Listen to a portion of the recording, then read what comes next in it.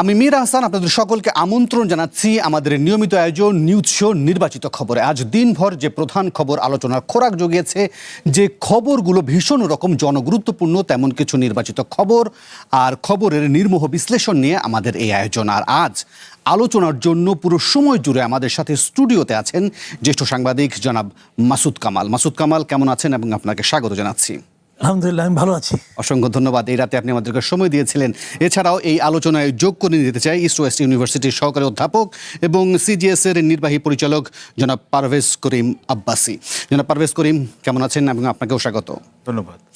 এছাড়াও এই আলোচনায় একাধিক সময় একাধিক অতিথি আমাদের সাথে যোগ দেবেন, জানাবেন মতামত, করবেন বিশ্লেষণ।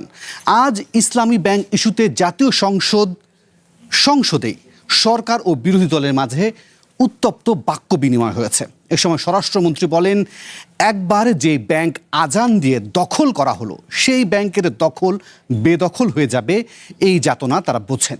অন্যদিকে বিরোধী দলীয় নেতা জামায়াতে ইসলামের আমির শফিকুর রহমান দাবি করেন, জোর জবরদস্তি করে যাদের কাছ থেকে ব্যাংকটির শেয়ার ডাকাতি করা হয়েছিল, অবিলম্বে তাদের কাছে সেই শেয়ার ফিরিয়ে দেয়া এবং ব্যাংক ব্যবস্থাপনায় হস্তক্ষেপ বন্ধ করা হোক।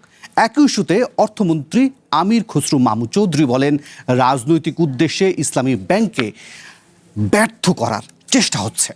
আজ নির্বাচিত খবরের আলোচনার টেবিলে আমরা বোঝার চেষ্টা করব ইসলামী ব্যাংক নিয়ে কেন এত টানাটানি, এই টানাটানির মাঝে আমানতকারীদের স্বার্থ কতটা রক্ষা হচ্ছে।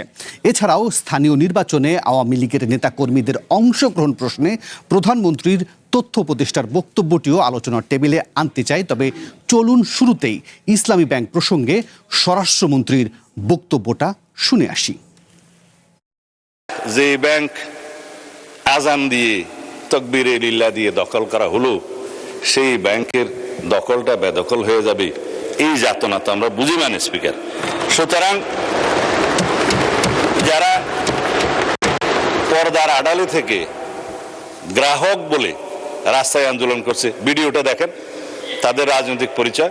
গ্রাহকদের, আমানতকারীদের স্বার্থ নিশ্চিত করার জন্য আমরাও বুক পেতে দেবো, শুধু আপনি কেন,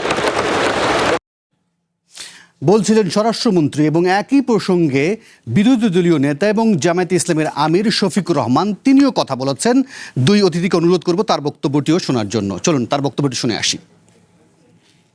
বিশেষ অর্থনীতিবিদ ডক্টর আবুল বারাকাত, তিনিও আঙ্গুল তুলতেন জামাত ইসলামের দিকে, যে এখান থেকে জামাত ইসলামী হাজার হাজার কোটি টাকা নিয়ে যাচ্ছে। তার এই বয়ানের ভিত্তিতেই শেষ পর্যন্ত এই ব্যাংকে অভ্যুত্থান করা হলো, দখল করা হলো। 700 কোটি টাকার লোন কে নিয়েছে, এটা কোনো একটা দলের নির্বাচনী ফান্ডিং করা হয়েছে। আমি এটা পরিষ্কার জানতে চাই, উনি জামাতকে এটার দ্বারা মিন করেছেন কিনা। যদি উনি মিন করে থাকেন, I am taking absolute challenge. বাদ যাননি অর্থমন্ত্রীও, তিনিও কথা বলেছেন, তার কথা শোনা যাক। এই যারা উইথড্র করে চলে গেল, এরা কারা? নিশ্চয় চেয়ারম্যানের কারণে উইথড্র করে নেই। যারা উইথড্র করে চলে গেছে তারা বোধহয় এই ইসলামিক ব্যাংকটাকে বিপদে ফেলতে চাচ্ছে, এবং এর পেছনে কারো হাত আছে। আমরা বিশ্বাস করি কোন কোন শক্তির হাত আছে। তারা চায়, আসলে তারা ইসলামিক ব্যাংকের ফেল করতে চায়। ইসলামিক ব্যাংকটাকে তারা ফেল করে রাজনৈতিকভাবে ফায়দা উসুল করতে যাচ্ছে। এখানে ইসলামিক ব্যাংকের ভালোর জন্য কেউ বলছে, আমি সেটা বিশ্বাস করতে চাই না মাননীয় স্পিকার। মাসুদ কামাল এবং পারভেজ করিম শুনছিলেন, সংসদে মোটামুটি এক ধরনের টানাপোড়েন চলছে ইসলামী ব্যাংককে ঘিরে।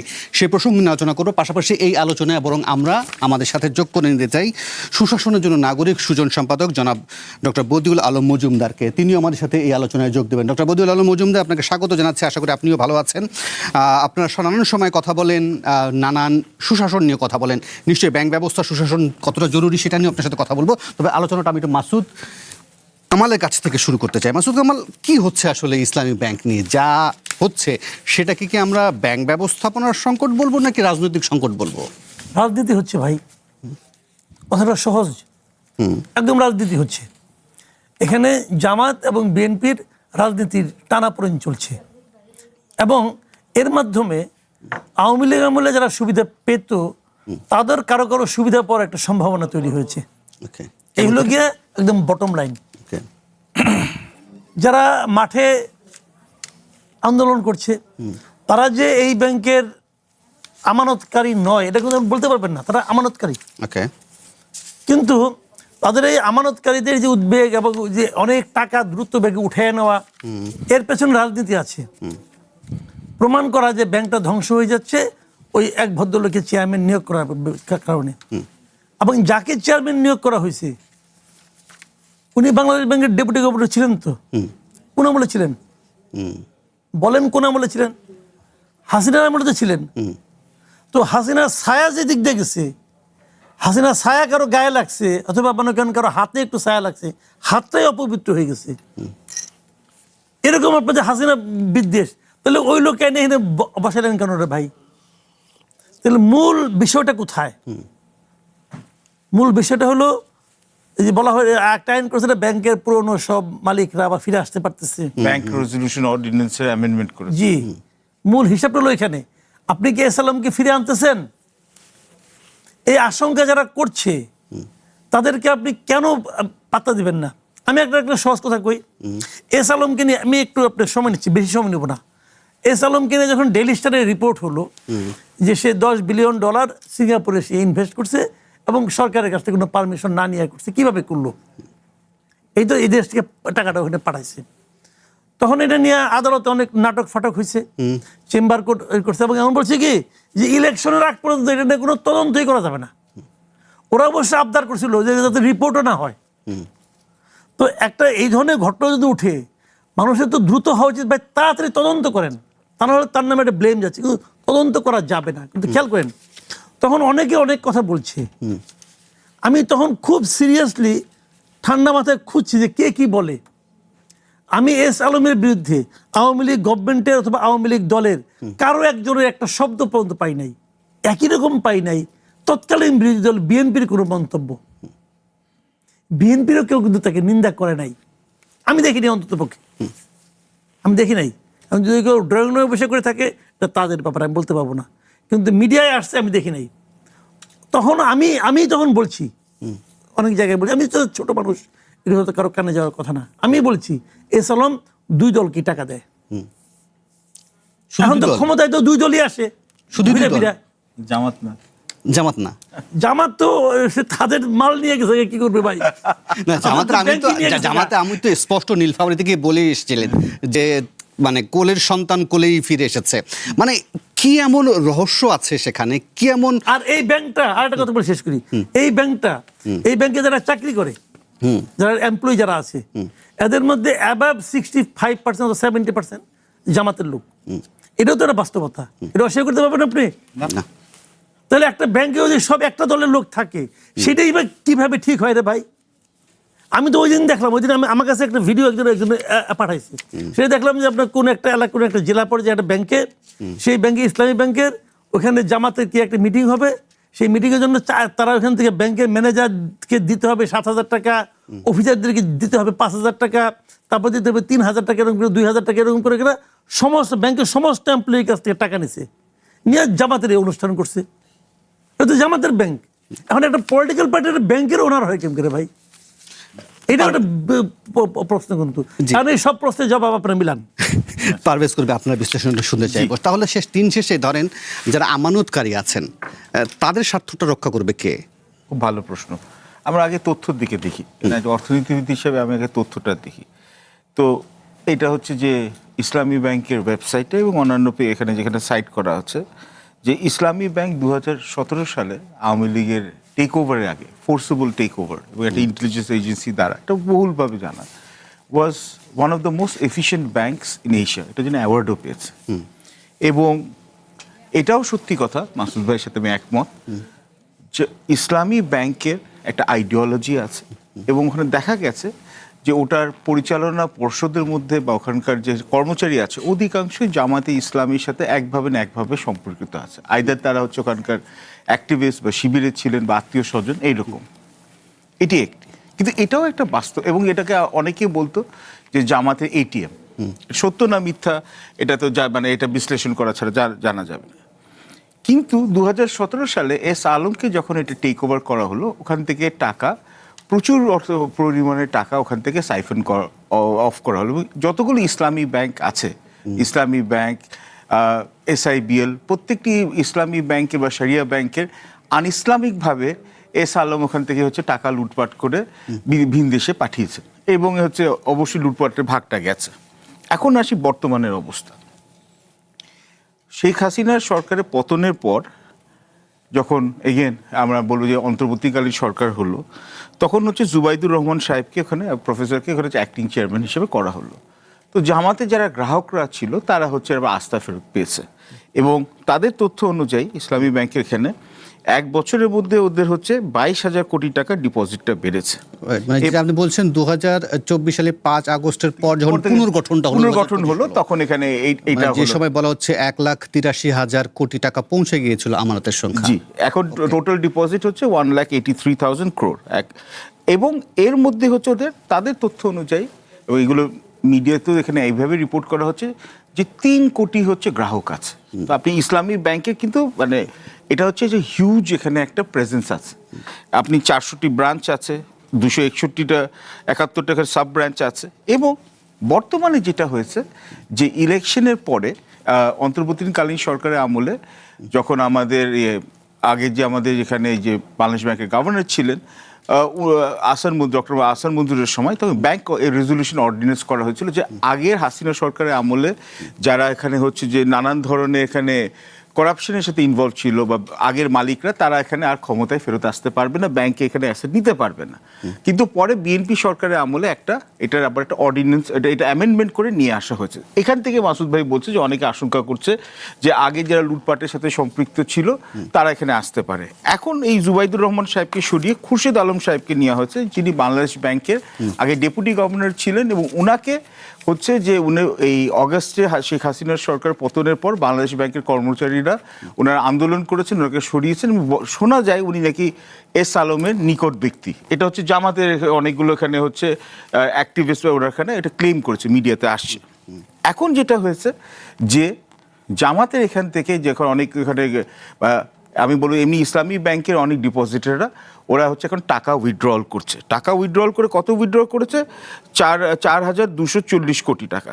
এখন এটা এত বড় একটা অ্যামাউন্ট উইথড্র করেছে, এটা শুধু প্যানিক না, এটা হচ্ছে এটা অর্গানাইজ, আমার কাছে মনে হচ্ছে এটা অর্গানাইজ পলিটিক্যাল প্রেশার দেওয়া হচ্ছে সরকারকে। এবং এতে যেটা হচ্ছে আমাদের ক্যাশ রিজার্ভ রেশিও যেটা বাংলাদেশ ব্যাংকের সাথে রাখতে হয় 4% ডিপোজিট, ওটা কমে গিয়ে গেছে হচ্ছে 2,600 কোটি টাকা। মূল কথা হচ্ছে এখন বাংলাদেশ ব্যাংকের কাছে রিকোয়েস্ট করেছে যে এখন অ্যাক্টিং যে এখানে এমডি যে উনি হচ্ছে যে আমাদের 10,000 কোটি টাকার তারল্য আপনি যে কথাটি বলছিলেন সেটা বরং আমরা দেখাতে পারি। আমরা যদি প্রতিবেদনটি, যে অনলাইন প্রতিবেদনটি আছে সেই প্রতিবেদনটি যদি আমরা দেখি, সেখানেও কিন্তু আমরা লক্ষ্য করব যে বদিউল আলম মজুমদারের কাছে যাওয়ার আগে যদি সম্ভব হয় আমরা যদি অনলাইন প্রতিবেদনটি দেখি, সেখানে দেখানো হচ্ছে যে 10,000 কোটি টাকা। এই যে দেখুন 10,000 কোটি টাকা ধার চায় ইসলামী ব্যাংক। এটা যদি আমরা রিপোর্টটা একটু উপরে দেখে ওঠাই তাহলে লক্ষ্য করব সেখানে বলছে যে এই ব্যাংকটি আজ মঙ্গলবার 10,000 কোটি টাকা ধার চেয়েছে। গত 31 মে 7 জুন পর্যন্ত ব্যাংকটির আমানত কমেছে 4,204 কোটি টাকা, যে ব্যাংকটাকে বলা হচ্ছিল যে একটা আমাদের শক্ত অবস্থানে ছিল। ফলে এই ব্যাংকটার যে এখন যে অবস্থাটা হলো, এর ফলে যারা আমানতকারী আছে তাদের মধ্যে কি ধরনের তথ্য আসলে যাবে, তারা কতটা আসলে আস্থাহীনতায় ভুগবে, সেটার বড় প্রশ্ন হয়ে যাবে। সেই ফাঁকে বরং আমি একটু বদিউল আলম মজুমদার কাছ থেকে একটু শুনে নিই, তিনি আমাদের সাথে তো আছেনই। বদিউল আলম মজুমদার আর আমাদের সাথে যোগ দিচ্ছেন, তার কাছ থেকে বরং একটু জানার চেষ্টা করি যে বদিউল আলম মজুমদার, আপনি কি আসলে ইসলামী ব্যাংক ব্যবস্থাপনায় কোনো ধরনের সুশাসন লক্ষ্য করেন কিনা একটু বলবেন?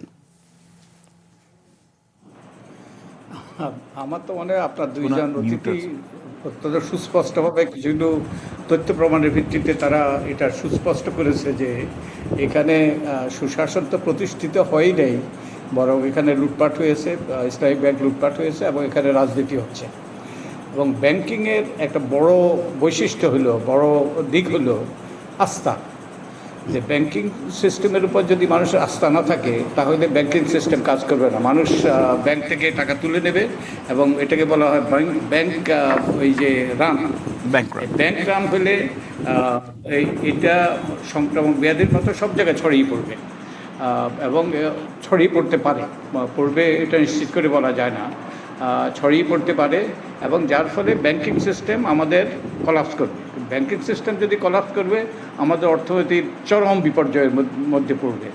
তাই ইসলামী ব্যাংকে যেই অনিয়ম হয়েছে, যে লুটপাট হয়েছে, এটা তদন্ত হওয়া উচিত এবং যারা এর জন্য দায়ী তাদেরকে শাস্তি দেওয়া উচিত।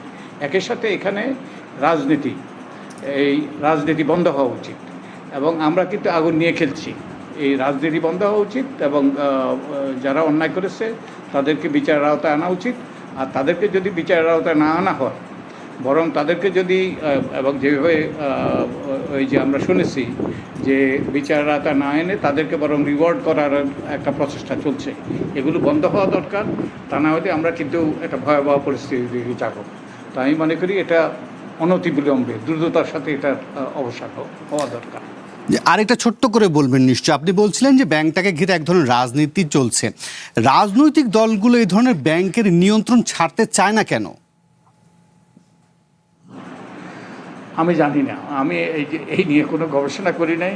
নিশ্চয়ই তাদের কোনো স্বার্থ আছে এবং স্বার্থের জন্য তারা করে। একই সাথে অন্যদের স্বার্থ আছে এটার পরিবর্তন করা এবং অন্যদের অবশ্য স্বার্থ তো আমরা দেখেছি, যারা এটার দখল নিয়েছে তারা এটাকে লুট করেছে। তো আমরা এই দুটোই খারাপ এবং দুটোরই অবসান হওয়া দরকার, দ্রুততার সাথে অবসান হওয়া দরকার। তা না হলে আমরা বিপর্যয়ের দিকে যেতে পারি। জি, বদিউল আলম মজুমদার, আপনি আমাদের সাথে থাকুন। আমি বরং মাসুদ কামাল আপনার কাছ থেকে জানতে চাইবো, বদিউল আলম মজুমদার বলছিলেন যে আমরা নাকি আগুন নিয়ে খেলছি। বিষয়টা কি আসলে আগুন নিয়ে খেলার মতো কিনার পাশাপাশি যাদেরকে ফিরিয়ে আনার কথা বলা হচ্ছে, লুটপাটকারী হিসেবে যাদেরকে চিহ্নিত করা হচ্ছে, এদেরকে ফিরিয়ে আনলে লাভটা কার হবে? মানে সেই তো আবারও সেই লুটপাটকারীর হাতে তো চলে যাবে। না, একটা জিনিস আমি বলি আপনাকে, আপনি যখন একটা মানে সমস্যায় পড়বেন, আপনি ওই সমস্যার সমাধানটা যদি আসলে সিনসিয়ারলি করেন, চেষ্টা করেন সিনসিয়ারলি, আপনি হয়তো পারবেন না, হয়তো হবে না কিছু, কিন্তু আপনার চেষ্টাটা কিন্তু প্রশংসিত হবে। মানুষ বলবেন এই লোকটা চেষ্টা করতেছে, পারতেছে না সেটা অন্য সমস্যা থাকতেই পারে, কিন্তু আপনি চেষ্টাই করছেন ভুলভাবে, তখন মানুষের সন্দেহটা বেড়ে যায়। আপনি ওই চেয়ারম্যানকে সরিয়ে নতুন একটা চেয়ারম্যানকে আনবেন, আনেন রে ভাই, আনেন। বাংলাদেশে কি এই লোক ছাড়া আর চেয়ারম্যান ছিল না? যার সঙ্গে এস আলমের সম্পর্ক, যার সঙ্গে আওয়ামী লীগের সম্পর্ক, এরকম লোক ছাড়া আপনার কাছে আর লোক আপনি পান নাই খুঁজে? তাহলে তুলা রাশির লোক এনে পাটি চালান দিতেন। আর কি বলবো, আমি কি কিছু যোগ্য দিতে পারি? আপনাদের এত জ্ঞান, এক মানে আপনার মুস্তাকুর রহমানকে এনে বানিয়েছেন বাংলাদেশ ব্যাংকের গভর্নর। কি কারণে, কি যুক্তিতে কেউ জানে না, তারা বলেও না কিছু, বলার প্রয়োজনও মনে করে না কিছু। কেন মনে করবে না? আপনাকে জনগণের ভোটে আসেন নাই, তো জনগণের কাছে আপনি জবাবদি করবেন না? জি, দেখেন আমি বলি আগুন নিয়ে যে বলতেছেন উনি, মানে আগুনের কিন্তু আবার রকম ভেদ আছে। দোজকের আগুনের নাকি 70 গুণ বেশি তাপ। তো এটা দোজকের আগুন না হলেও এই আগুনের তাপ অনেক বেশি। আমি আপনার একটা ছোট্ট এক্সাম্পল দিয়ে বলি ব্যাংকিং সেক্টরে কি হয়। আগের গভর্নর আহসান এস মনসুর কেবলমাত্র তার ব্যক্তিগত রোষের কারণে সে 5টা ব্যাংকে একত্র করছে, পার্সোনাল ছিল তার এজেন্ডা ছিল। ওই নজরুল ইসলাম মজুমদারের সঙ্গে তার একটা ঝামেলা আসলো যখন সে ব্র্যাক ব্যাংকে ছিল। ওই প্রতিশোধ নেওয়ার জন্য এক্সিম ব্যাংকে সে করতে হবে, দমাইতে। এক্সিম ব্যাংক তো ভাই একটা ভালো ব্যাংক ছিল, ওইটাকে খারাপ বানিয়ে অমুক বানিয়ে আপনি 5টা ব্যাংকে বানিয়ে সম্মিলিত ইসলামী ব্যাংক বানাইছেন। 75 লাখ গ্রাহক এই 5টা ব্যাংকের, 75 লাখ গ্রাহক। তারা এখন ফে করে রাস্তায় ঘুরতেছে, তারা তাদের টাকা তুলতে পারে না, মুনাফা তুলতে পারে না, এবং বলা হচ্ছে যে 2025 সালে যে মুনাফা দিছে ওটা নাকি ব্যাক করবে, আবার ওটা নাকি ব্যাংক নিয়ে নিবে। জি, পৃথিবীতে একটা মানুষ ব্যাংকের কাছে যায় কেন? যারা এক্সিম ব্যাংকে টাকা রাখছে তারা কি নজরুল ইসলাম মজুমদারকে চেনে নাকি?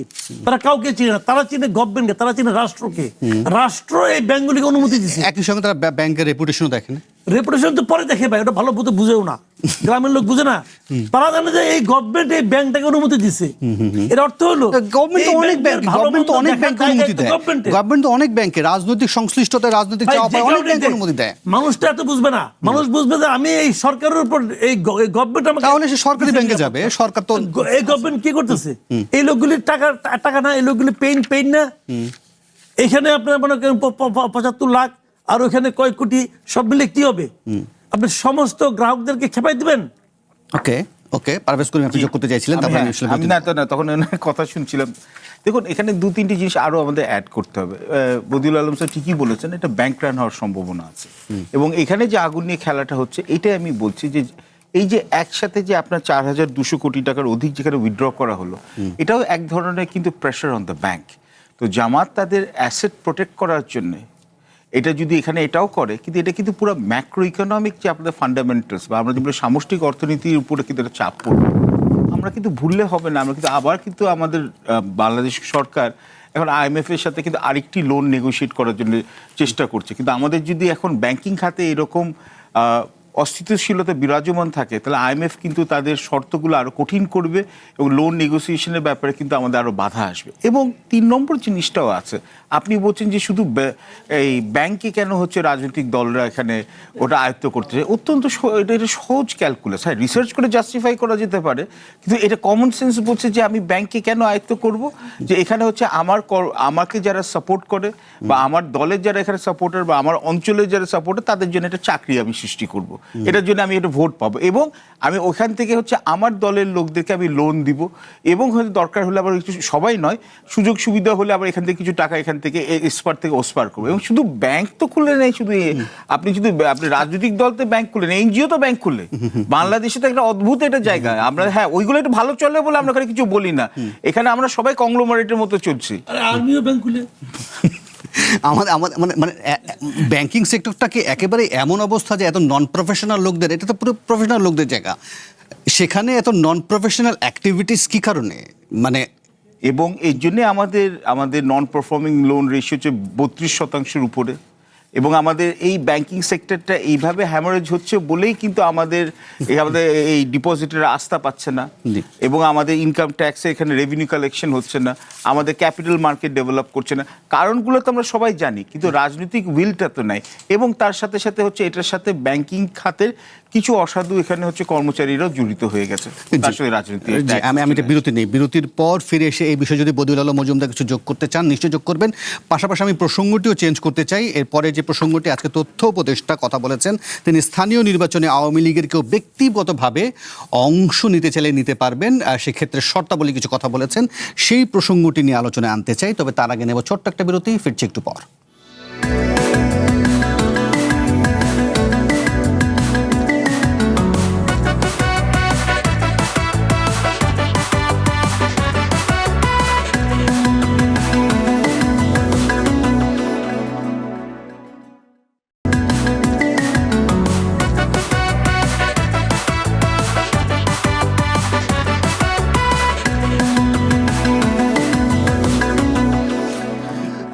আবার আমন্ত্রণ নির্বাচিত খবরে। নির্বাচন সংক্রান্ত শর্তাবলী পূরণ করতে পারলে কার্যক্রম নিষিদ্ধ থাকা আওয়ামী লীগের নেতাকর্মীরা স্থানীয় সরকার নির্বাচনে অংশগ্রহণের সমস্যা নেই বলছেন প্রধানমন্ত্রীর তথ্য ও সম্প্রচার বিষয়ক উপদেষ্টা জায়েদুর রহমান। চলুন তার বক্তব্যটা আমরা বরং শুনে আসি, তারপর আলোচনা শুনব। একজন ব্যক্তি যদি নির্বাচনে পার্টিসিপেট করতে চান, তিনি যদি আওয়ামী লীগের, কারণ এটা নির্দলীয়, এখানে কেউই দলের কথা বলবেন না, এবং তিনি যদি তার ক্যাম্পেইনে, কারণ এটা হতে পারে একজন নির্দলীয় ব্যক্তি আসলেন কিন্তু তিনি যারা ক্যাম্পেইনে আওয়ামী লীগ বা তাদের যা যা বলা সেগুলো বলেন, সেটা প্রবলেম হবে। এর বাইরে নির্দলীয় ব্যক্তি তার যে ক্রাইটেরিয়া আছে নির্বাচনটা করার জন্য, সেটা যদি তিনি ফুলফিল করতে পারেন, তিনি নির্বাচন করতে পারেন, নিশ্চয়ই পারেন। আওয়ামী লীগের পোস্ট পজিশন আসলে যেটা হয় আর কি, আমরা যেহেতু সংগঠনটা নিষিদ্ধ আছে, সংগঠনটা যেহেতু তার কর্মসূচি নিষিদ্ধ আছে, সংগঠন নিষিদ্ধ নেই কথাটা এরকম না, কর্মসূচি যেহেতু নিষিদ্ধ আছে, এই পোস্ট পজিশন তিনি তো আসলে ব্যবহার করছেন না, তিনি করতে পারেন না। ব্যক্তি হিসাবে যে কেউ যদি ক্রাইটেরিয়া যা আছে সেটা ফুলফিল করতে পারেন, তিনি যদি মনে করেন নির্বাচন করবেন, তিনি নির্বাচন করতে পারেন। সরকারের দিক থেকে বাধা দেওয়ার কোনো কারণ নেই এই ব্যাপারে। আমি বরং এই প্রসঙ্গটিতে ডক্টর বদিউল আলম মজুমদার তার বিশ্লেষণ বা তার মূল্যায়ন নিয়ে আলোচনাটা শুরু করতে চাই। ডক্টর মজুমদার, আপনি শুনছিলেন প্রধানমন্ত্রীর তথ্য উপদেষ্টা যে ব্যাখ্যা দিচ্ছিলেন। আসলে এখন স্থানীয় নির্বাচনগুলো তো আসলে নির্দলীয় হয়, একটা সময় প্রতীক হয়েছিল, পরে সে প্রতীকও চলে গেছে, এখন নির্দলীয় বলা যেতে পারে। সেক্ষেত্রে আসলে নির্বাচন কমিশন কিভাবে ডিটেক্ট করবে যে আসলে কে কার্যক্রম নিষিদ্ধ একটি দলের হয়ে নির্বাচনে অংশ নিচ্ছে? পাশাপাশি এর আগেও যদি আপনি প্রধান নির্বাচন কমিশনারের বক্তব্য শুনে থাকেন, তিনি বারবার কিন্তু উল্লেখ করছিলেন যে এবারের স্থানীয় সরকার নির্বাচনে রক্তপাত হতে পারে। এই বিষয়টা কি এরকম যে আসলে আওয়ামী লীগ যে পরিচয় আসুক না কেন, ফলে এটা এক ধরনের শঙ্কা দেখা দেয় আসলে স্থানীয় পর্যায়ে সহিংসতার জায়গায়। আপনার বিশ্লেষণটা কেমন হবে? আচ্ছা, আমি এটার আগে আপনার আগের বিষয়টা সম্পর্কে একটা বাক্য শুধু যুক্ত করতে চাই। জি প্লিজ। ব্যাংক কিন্তু অন্য কোনো ব্যবসায়িক প্রতিষ্ঠানের মতো নয়। অন্য কোনো ব্যবসায়িক প্রতিষ্ঠান নিয়ে আপনি ম্যানিপুলেট করতে পারেন, আপনি বিভিন্ন রকমের খেলা খেলতে পারেন, ওটাতে প্রভাব পড়বে সীমিত। কিন্তু ব্যাংক ক্ষেত্রে যদি আপনি ম্যানিপুলেট করেন, আপনি যদি অনিয়ম করেন, আপনি যদি রাজনীতি করেন, তাহলে এটার প্রভাব কিন্তু সুদূর প্রসারী হতে পারে। আমি আগে বলছি যে আগুন নিয়ে খেলা, তাই এটা দ্রুততার সাথে এটা সমাধান করা উচিত এবং কোনো রকম সময় ক্ষেপণ না করেই। তো এটাই আমার বক্তব্য। আর এটার ব্যাপারে এটা একটা আমরা অহেতুক বিতর্ক করছি, তবে অহেতুক এক অর্থে, আরেক অর্থে অহেতুক নয়। কারণ আমরা আইন করি, বিধিবিধান করি, কিন্তু আমরা মানি না। আমাদের ওই সংস্কৃতিতে এটা ওই দিক থেকে অহেতুক নয়। আমরা যে আওয়ামী লীগের আমলে যে দলীয় ভিত্তিতে, দলীয় প্রতীকের ভিত্তিতে নির্বাচন করার যে বিধান করা হয়েছে, তখন এই যে আমি অত্যন্ত জোরালোভাবে এটার প্রতিবাদ করেছি।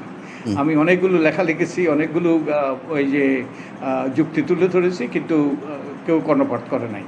এটা করা হয়েছে এবং এর আমরা প্রভাব দেখলাম, নেতিবাচক প্রভাব দেখলাম। এবং সরকার এই যে প্রথম অধিবেশনেই একটা আইন করে এই নির্দলীয় নির্বাচন করার, মানে দলীয় প্রতীক ব্যবহার না করার সিদ্ধান্ত নিয়েছে।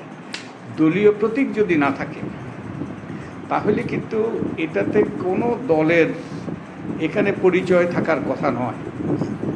এবং ওই যে আমরা যেটা, আমাদের যেটা সংস্কৃতি, আমরা আইনের আক্ষরিক অর্থে মানি যে আমরা হয়তো দলীয় প্রতীক ব্যবহার করলাম না, কিন্তু আইনের যে অন্তর্নিহিত উদ্দেশ্য, হলো যে এটা কোনো রকম দলীয় পরিচয় থাকবে না, কোনো রকম দলীয় সমর্থন থাকবে না, কোনো রকম দলীয়ভাবে তাদেরকে ওই যে ওই যেটা হয়েছে, যেটা দেউলিয়াপনা, এই যে এই আইন পাশ করার পর কিছু দল তাদের এই যে সিটি কর্পোরেশন নির্বাচনে অলরেডি এর মধ্যেই তাদের প্রার্থী ঘোষণা করে দিয়েছে। আর কিছু দল বলছে যে আমরা একক প্রার্থী দেব। তো এর মাধ্যমে যেটা করা হচ্ছে, আমরা ওই যে আক্ষরিক অর্থে আমরা হ্যাঁ দলীয় প্রতীক থাকবে না, কিন্তু আমার প্রার্থী থাকবে। তাহলে পুরো উদ্দেশ্যই এই যে এটার বন্ডুল হয়ে যাবে। কেন দলীয় প্রতীকের সমস্যাটা কি? দলীয় প্রতীকের একটা বড় সমস্যা হলো যে অতীতে আমরা দেখেছি, যেমন ইউনিয়ন পরিষদে যখন নির্বাচন হইতো অতীতে এই দলীয় প্রতীক ব্যবহারের আগে, তখন কিন্তু স্থানীয়ভাবে অনেক পরিচিত ব্যক্তি আছেন যারা জনপ্রিয়তা আছে, যাদের জনগণের আস্থা আছে, তারা নির্বাচনে দাঁড়াইতো, নির্বাচনে এই যে তারা বিজয়ী হতে পারতেন। তো ভালো লোকরা নির্বাচিত হওয়ার সুযোগ হতো। এবং আমরা আমি নিজে ইউনিয়ন পরিষদের সাথে কাজ করেছি, আমি অনেক ভালো ইউনিয়ন পরিষদের চেয়ারম্যান এবং তারা অনেক ভালো কাজ করেছে, আমরা তাদের সাথে কাজ করেছি। কিন্তু দলীয় প্রার্থী যখন দেওয়া হয়, তখন হলো কি, দলীয় প্রার্থী যখনই দেওয়া হয়, দলীয় মনোনয়ন যখনই দেওয়া হয়, তখনই কিন্তু আর অন্যরা কেউ দাঁড়াতে সাহস পায় না। এবং যার ফলে প্রার্থীর সংখ্যা মানে ভয়াবহভাবে কমে গিয়েছে। শুধু তাই নয়, যে প্রার্থীর মানেও অবনতি ঘটেছে। কারণ দলীয় মনোনয়ন যদি যোগ্যতার ভিত্তিতে, তাদের জনপ্রিয়তার ভিত্তিতে হইতো, তাহলে কোনো হয়তো বা এত ক্ষতি হইতো না। কিন্তু দলীয় মনোনয়ন হয়েছে বিভিন্ন রকমের বিবেচনায়, লেনদেন, তারপরে এইসব কারণে, যার ফলে যে ভালো লোকরা মনোনয়নও পায় নাই। তো এর ফলে দলীয় প্রার্থীর সংখ্যা কমেছে, ভালো লোকের নির্বাচনের সুযোগ কমেছে, এবং যার ফলে আমাদের এই পুরো প্রতিষ্ঠানটাই কুলুষিত হয়ে গিয়েছে।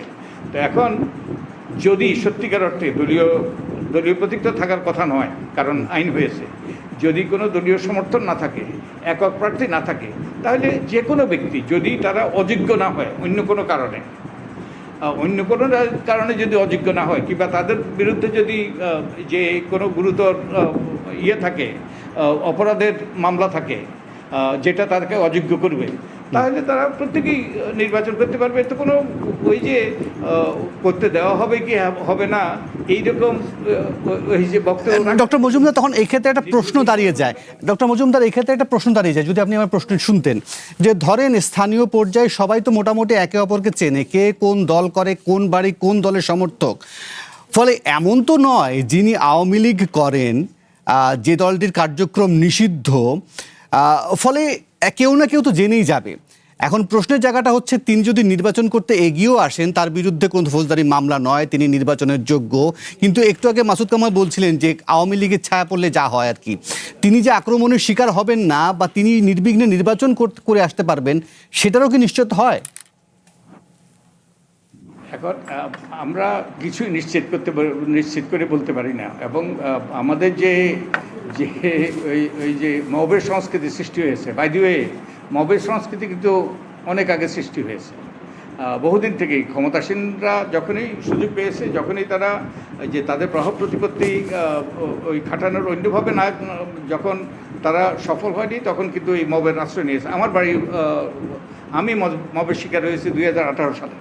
তো এখন ওই যে মব তো হইতেই পারে, এইরকম বাধা বিপত্তির সৃষ্টি হতে পারে, কিন্তু কেউ যদি অযোগ্য না হয় এবং তার যদি কোনো রকম ওই যে দলীয় প্রতীক ব্যবহার না করে, তাহলে তার তো নির্বাচনে কোনো সে একটা কোনো দলের সমর্থক হতে পারে, কোনো দলের সদস্য হতে পারে, কিন্তু দলের পরিচিতি যদি সে নির্বাচন না করে, তার বিরুদ্ধে মব হইতে পারে অন্য, সেগুলো আইনশৃঙ্খলার বিষয়, সেগুলো সরকার, আইনশৃঙ্খলা রক্ষাকারী বাহিনী সেগুলো নিশ্চিত করতে হবে।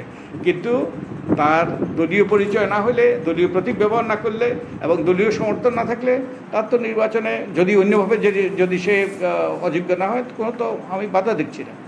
জি, ডক্টর মজুমদার, আপনি আমাদের সাথে থাকুন। আমি বরং একটু মাসুদ কামাল আপনার বিশ্লেষণটা শুনতে চাইব। কি বলবেন? এখন ধরেন যেই লোকটির আসলে একসময় দলের পদপদবি ছিল, তিনি তো তার পদপদবি আর লুকাতে পারবেন না নিশ্চয়ই। আবার আপনি শুনছিলেন যে ডক্টর মজুমদার বলছিলেন যে ঘটে যেতে পারে মব, সেটা আইন শৃঙ্খলা রক্ষার বিষয়। এখন কি এই স্থানীয় সরকার নির্বাচন, তার আগে এটা বুঝতে চাইবো যে আপনি আসলে তথ্য উপদেষ্টার বক্তব্যকে আসলে কতটা গুরুত্ব দিয়ে দেখেন। পাশাপাশি এটাও যদি তিনি ব্যাখ্যা করছিলেন যে আসতেই পারে, এটা কি আস্তে আস্তে কি ডোর ওপেন হচ্ছে, নাকি আসলে ডিটেক্ট করা হচ্ছে কে? এখানে ডিটেক্ট করা কিছু নেই, ডোর ওপেন হচ্ছে। এটা হলো সরকারের পলিসি। এবং তথ্য উপদেষ্টার বক্তব্যকে আমি আজকে যথেষ্ট গুরুত্ব দিয়েছি। এই কারণে দিয়েছি, উনি কিন্তু প্রধানমন্ত্রীর তথ্য উপদেষ্টা। মানে উনি যেটা বলেছেন, এটা প্রধানমন্ত্রীর সঙ্গে আলোচনা না করে উনি একে একে বলে দিয়েছেন তা না, নিশ্চয়ই না। আর এই তথ্য উপদেষ্টাকে আমরা আগের থেকে চিনি। আওয়ামী লীগের ব্যাপারে ওনার কি মনোভাব, এটা নিয়ে আমার সঙ্গে ওনার বহুত বাহাস হয়েছে। টকশোতে ওনার সঙ্গে আমার এটা বহুত তর্ক হয়েছে। এবং তথ্য উপদেষ্টা মুখে তো উচ্চারিত হয়েছে যে উনি আওয়ামী লীগকে কোনো দলই মনে করেন না, আওয়ামী লীগকে উনি কোনো রাজনৈতিক দলই মনে করেন না। ওনার বিবেচনা আওয়ামী লীগ একটা মাফিয়া গোষ্ঠী। এটা উনি আমার সঙ্গে তথ্য উপদেষ্টা হওয়ার আগে আর কি, বিএনপি ক্ষমতায় আসার আগে উনি আমার সঙ্গে বাহাস করেছেন কিন্তু এটা নিয়ে। তো সেই লোক যখন বলতেছেন যে নির্দলীয় নির্বাচন করতেই পারেন, তখন বুঝতে হবে এটা ওনার কথা না, এটা ওনার পার্টির কথা, ওনার সরকারের কথা। এটা বলতে আমি নিশ্চিত, এটা বলতে জাহিদুর রহমান সাহেবের হৃদয় ভেঙে গেছে। এটা উনি ওনার বিশ্বাস থেকে বলেন নাই, উনি ওনাদের আদেশ থেকে কথাটা বলছেন, আমি যতটুকু বুঝি।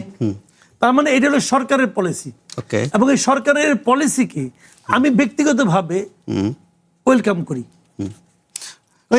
করতে হবে। সরকার এই পলিসি কি জামায়াতকে চাপে রাখার জন্য? আমি আপনাকে বলি, চাপ কিছুটা। আপনি আওয়ামী লীগকে নিষিদ্ধ করবেন কেন? কেন আপনি নিষিদ্ধ করবেন? একটা বড় দল সে। আওয়ামী লীগকে কিন্তু নিষিদ্ধ না, তা আওয়ামী লীগের কার্যক্রম নিষিদ্ধ, তাহলে আরো কম। তাহলে আওয়ামী লীগে যারা আছে তারা তো কোনো সমস্যা নাই। আচ্ছা, একজন লোক মনে করেন একটা উপজেলা আওয়ামী লীগের সভাপতি, তার নামে কোনো মামলা নাই, মোকদ্দমা নাই, সে কি বিয়ে করতে পারবে? হচ্ছে তো। সে কি কোনো বিয়ের দাওয়াত খেতে পারবে? দুদিন আগে তো পত্রপত্রিকা নিউজ দেখলাম, দুদিন আগে পত্রপত্রিকা বিয়ের দাওয়াত খেতে পারবে যে সম্ভবত সে কি জুম্মার নামাজ পড়তে যেতে পারবে? কথাগুলি খেয়াল করেন। পারবে। কেন পারবে? সে তো আওয়ামী লীগ। পারবে এই কারণে এইগুলি রাজনৈতিক কর্মকাণ্ড নয়। খেয়াল করেন, কিন্তু তার দল তো নিষিদ্ধ না। যদি দল নিষিদ্ধও হয়, দল নিষিদ্ধ, ছাত্রলীগের একজন লিডার, মানে তার দল নিষিদ্ধ, তার নামে কোনো মামলা নাই, সে কি ক্লাস করতে পারবে? সে কি পরীক্ষা দিতে পারবে? পারা উচিত। যখন আপনার তাকে পরীক্ষা দিতে না দেন, তখন আপনি মব করেন, অন্যায় করেন। আপনি যিনি মব করবেন তার শাস্তি হওয়া উচিত। উনি তো পরীক্ষা দিতে গেছেন, উনি তো ছাত্রলীগের স্লোগান দিতে যাচ্ছেন না। বিষয়গুলো আপনাকে বুঝতে হবে। দল নিষিদ্ধ, দলের কর্মী তো কি করবে তারা?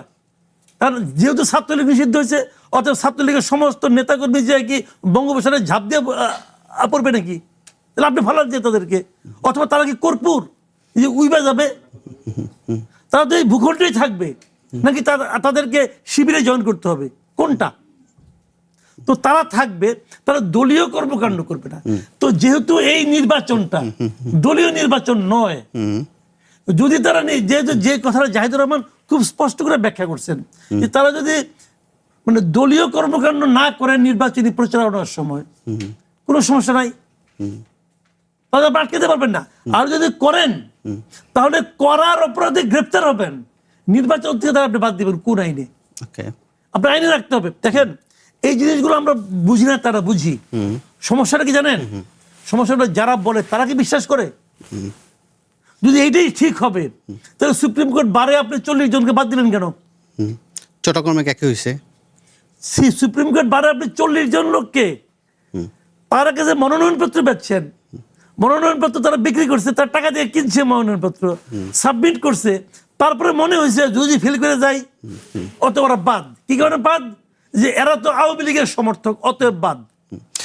কারা বাদ দিছে? জি, ওটা কি এইভাবে দেখার সুযোগ আছে নাকি? ওটা একটা ধরেন মানে আইনজীবী সমিতির নির্বাচন, আর এটা হচ্ছে স্থানীয় সরকার নির্বাচন।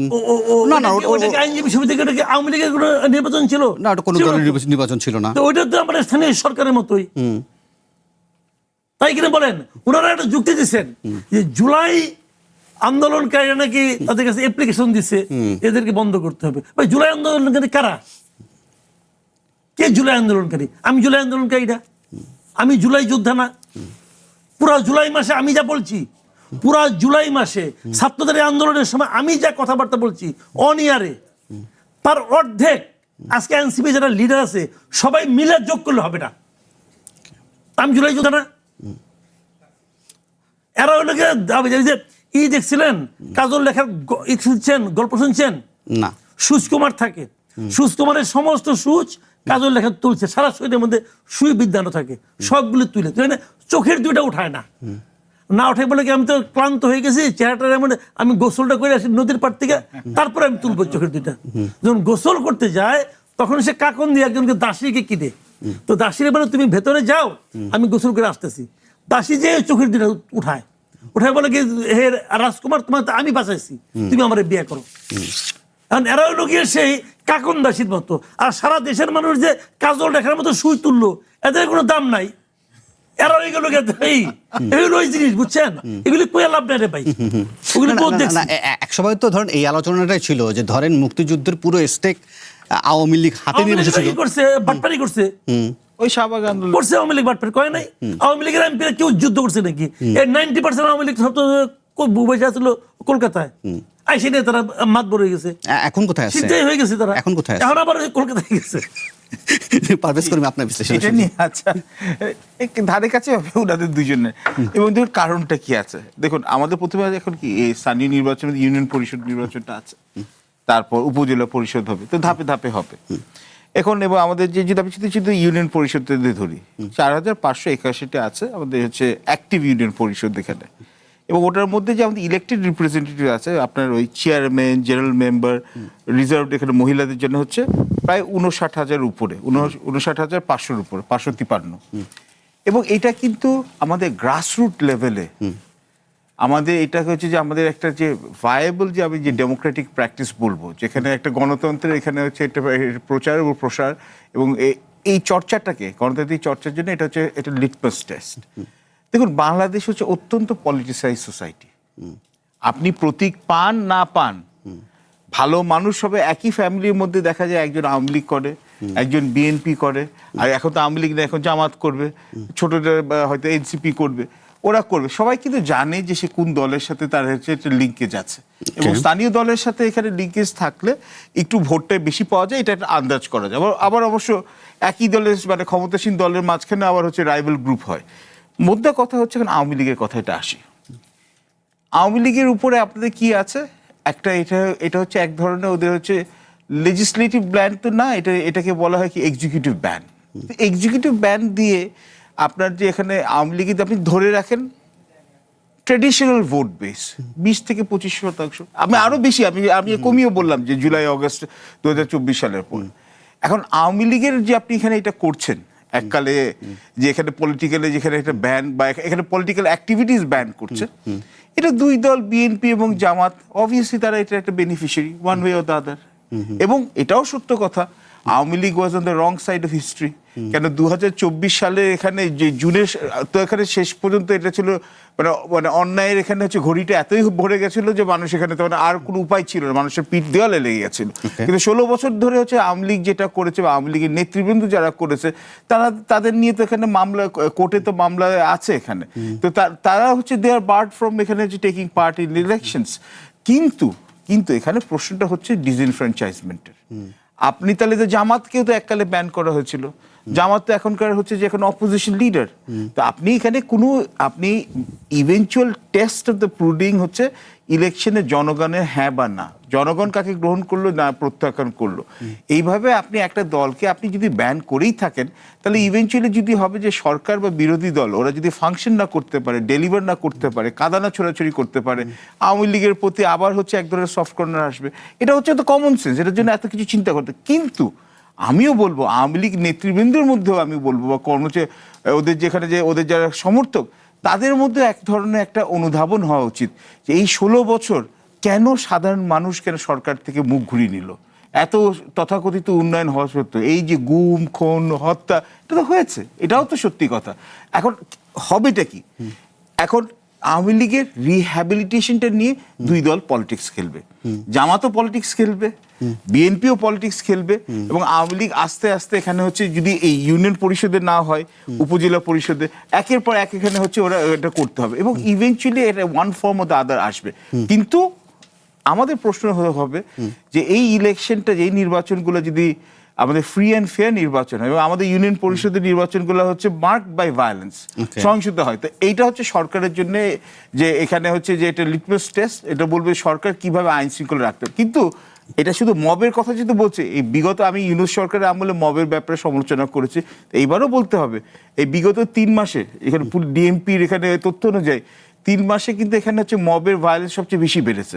তো আইন শৃঙ্খলার উপর সরকারের গ্রিপ নেওয়াটা অত্যন্ত জরুরি। জি, আমি বরং এই জায়গা থেকে ডক্টর মজুমদারের কাছে যেতে চাই। ডক্টর মজুমদার, আপনি নিশ্চয়ই মাসুদ কামাল এবং পারভেজ করিম আব্বাসীর বক্তব্য শুনছিলেন। এখন বলা হচ্ছে ধরেন আওয়ামী লীগকে ঘিরে বিএনপি জামাত এক ধরনের রাজনৈতিক বিষয় আসতেই পারে। এখন ধরেন অনেকেই বলার চেষ্টা করবে যে বিএনপি আসলে ডোর ওপেন করছে কিনা। পক্ষান্তরে জামাত এবং এনসিপির বক্তব্য অনেক ক্ষেত্রে আপনি শুনেছেন যে আসলে এক ধরনের পুনর্বাসনের দিকে যাচ্ছে বিএনপির বিষয়টি। এখন এই বিষয়টিকে ঘিরে আসলে কোনো ধরনের ত্রিমুখী সংঘাতের সংশয় দেখেন কিনা এক, আর নির্বাহী আদেশ দিয়ে কার্যক্রম নিষিদ্ধ আসলে কতটা কার্যকর হয়, ফলে এই নির্বাচনটাকে কি করে এই সহিংসতা মুক্ত রাখা যায়? এখন আমাদের দীর্ঘমেয়াদী আমাদের সমাধানের কথা চিন্তা করতে হবে। আমরা একটা বিভক্ত জাতি, চরমভাবে বিভক্ত জাতি। আমরা ওই যে আমার মনে হয় মাঝে মাঝে we are a nation of enemies, everybody is enemy. এবং এই একটা বিভক্ত জাতি, চরমভাবে বিভক্ত জাতি, পোলারাইজ, যেভাবে চরমভাবে পোলারাইজ, এই অবস্থার থেকে যদি উত্তরণ ঘটাইতে না পারি আমরা কিন্তু বেশি দূর অগ্রসর পারবো না। বিভক্ত জাতি কিন্তু বেশি দূর অগ্রসর হতে পারে না। এবং আমাদের এই বিভক্তি যদি আমরা ওই যে দূর করতে না পারি, তাহলে কিন্তু ভবিষ্যতে আমাদের এই যে শেখ হাসিনার আমাদের যে ভায়োলেন্স হয়েছে, ওই আবারও ভায়োলেন্স করতে হবে। ভায়োলেন্স দুই রকমের হয়, একরকম হয় ফিজিক্যাল ভায়োলেন্স, তারপরে ওই যে মব টব এগুলো, আরেকটা হলো ওই যে মানসিক ভায়োলেন্স, ওই যে গালিগালাজ থেকে শুরু করে যেখানে কোনো রকম কথা বলা যায় না, যুক্তিতর্ক ডায়ালগ করা যায় না, এবং যেখানে সমাধানে পৌঁছা যায় না। তাই আমাদের এই সমস্যার সমাধান করতে হবে। Will have to come together. যারা অন্যায় করেছে, যারা অপরাধ করেছে, যারা খুন খারাপি করেছে, তাদেরকে অবশ্যই বিচারের আওতায় আনতে হবে। আর যারা খুন খারাপি করে নাই, যারা অন্যায় করে নাই, আমাদের ওই যে সেই আমার মনে হয় বিএনপিও বলছে রেইনবো নেশন। তারপরে আমাদের অনেকেই বলছে যে আমাদের সাউথ আফ্রিকার মতো আমরা ওই ধরনের একটা প্রচেষ্টা চালানো দরকার, যে যার মাধ্যমে আমরা ট্রুথ অ্যান্ড রিকনসিলিয়েশন কমিশন করেছে, কিন্তু সামথিং লাইক দিস আমাদের দেশে অবশ্য ওই যে দেশবন্ধ টুটুর মতো সেরকম ব্যক্তিত্ব নেই, কিন্তু আমাদের এই বিভক্তি দূর করতে হবে। আর এই যে পোলারাইজেশনের আমরা দেখতে পাই পশ্চিমবঙ্গের নির্বাচন, পশ্চিমবঙ্গে কিন্তু নির্বাচন হয় না, পশ্চিমবঙ্গে যুদ্ধ হয়, এবং বিভক্তিটা এত চরম আকার ধারণ করেছে, ঘরে ঘরে বিভক্তি, পাড়ায় পাড়ায় বিভক্তি, গ্রামে গ্রামে বিভক্তি, এবং এর পরিণতি কিন্তু মঙ্গলকর নয়। তাই আমাদেরকে ওই যে কতগুলো বিষয়ে ঐক্যমত্যে পৌঁছতে হবে, কতগুলো বিষয়ে ঐক্যমত্যে পৌঁছে আমরা কিন্তু ওই যে একটা বিভক্তি দূর করতে হবে আমাদের মধ্যে, এবং যারা অন্যায় করেছে, অপরাধ করেছে, তাদেরকে অবশ্যই শাস্তির আওতায় আনতে হবে। জি, বদিউল মাহমুদ মজুমদার, আপনার কথা ক্লিয়ার। আপনি বলছিলেন যে যারা অপরাধ করেছে তাদের অবশ্যই বিচারের আওতায় আসতে হবে, কিন্তু যারা খুন খারাপি করেনি তারা কোথায় আসবে, তারা কোথায় যাবে? তারাও তো এক ধরনের রাজনীতি করে অভ্যস্ত। তারা কি সেই পুরনো নেতৃত্বে আওয়ামী লীগে যাবে, নাকি পরিশোধিত আওয়ামী লীগের মধ্যে আসবে? আর যদি সে পরিশোধিত আওয়ামী লীগটা আসে, সেই পরিশোধিত আওয়ামী লীগটা আসবে কিভাবে? এখন এটা মূলত বলটা কিন্তু আওয়ামী লীগের নেতৃত্বের কোর্টে। তারা কিভাবে খেলবে ওই বলটা তার উপর নির্ভর করবে। তারা যদি যারা অন্যায় করেছে, অপরাধ করেছে, যাদের বিরুদ্ধে গুরুতর অভিযোগ আছে, তারা যদি নেতৃত্ব ছেড়ে না দিতে চায়, তাহলে কিন্তু ওই যে দলের পক্ষে দাঁড়ানো দুরূহ হবে। তো এই বলটা তাদের কোর্টে। কিন্তু আমি যে কথা বলছি, আমরা জাতিকে একত্রিত করার চেষ্টা করা দরকার, কতগুলো বিষয় ঐক্যমত্যে পৌঁছা দরকার, এবং যেগুলো নিয়ে আমরা অহেতুক বিতর্ক করব না, যেগুলো নিয়ে আমরা অহেতুক এই যে দ্বন্দ্বহানানিতে লিপ্ত হব না, এটা যত দ্রুত আমরা করতে পারি ততই আমাদের জন্য মঙ্গলকর হবে। আমি আশা করেছিলাম যে আমাদের নূতন সরকার, নির্বাচিত সরকার কিছু উদ্যোগ দেবে, যার মাধ্যমে আমরা এই যে অপরাধীদেরকে শাস্তি দিয়ে, কিন্তু আমরা একটা এই যে ট্রুথ অ্যান্ড রিকনসিলিয়েশন কমিশনের মতো এরকম একটা কিছু করে আমরা আমাদেরকে ঐক্যবদ্ধ করার, কতগুলো সুনির্দিষ্ট ক্ষেত্রে, সুস্পষ্ট ক্ষেত্রে ঐক্যবদ্ধ করার আমরা চেষ্টা করব, এবং চেষ্টা করা দরকার আমাদের জাতির ভবিষ্যতের সাথে, আমাদের ভবিষ্যৎ। মানে 1/11-এর সময় তো ডক্টর মজুমদার ট্রুথ কমিশনের আসলে কোনো খুব ফলদায়ক কিছু হয়েছিল বলে আমার তো জানা নেই। মানে ট্রুথ কমিশন, এই ধরনের কমিশন করে খুব কোনো লাভ হয়েছিল 1/11-এ? কিন্তু এরকম কিছু হয়নি না, তখন কিন্তু এরকম কিছু হয়নি আমাদের দেশে। এরকম ট্রুথ কমিশনের মতো ওই যে একটা চেষ্টা হয়েছে, কেউ ওই যে ঘোষণা দিয়ে, কিন্তু যেই ধরনের ওই যে যেমন ইয়েতে সাউথ আফ্রিকাতে দেশবন্ধ টুটুর মতো ব্যক্তি, কিংবা এমন একটা কাঠামো আমাদের এখন না।